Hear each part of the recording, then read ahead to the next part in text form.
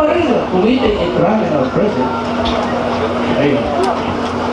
Pininto ko lang kasi gustong may affidavit sila na pinatay ko daw, gano'n, in-execute, pati itong isang ulol na Trillanes.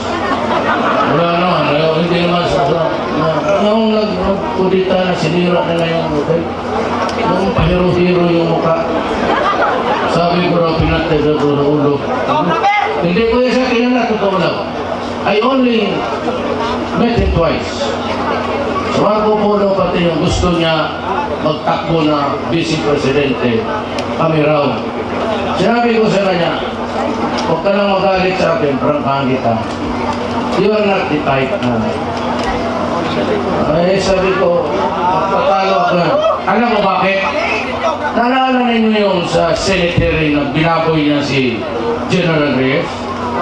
Yung 2 million lang, ayaw na tapos sabi nila, I just want to protect my honor. You have no honor. Hindi ganon. Bastos ang ay bastos.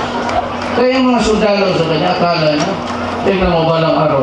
Walang susunod na sundalo. Kaya sa iya ni General Reyes, punta si Mitterrand, binaril mo sarili niya dyan sa tomb ng nanay niya. Yan ang Trillanes sa'yo. Be careful with that idiot. So, pa-PMA, pa-forma-forma, mag-surrender lang rin pala. Sinin na kayong di-forma pa siya doon nakaupo sa peninsula. Yung mga Trillanes, kung talagang magpakamatay, dapat doon magpakamatay doon. Purang talagang kumagdaldal. Nag-rebelde ka mga, bakit hindi ka nagpapamatay yun? Bakit kayo surrender?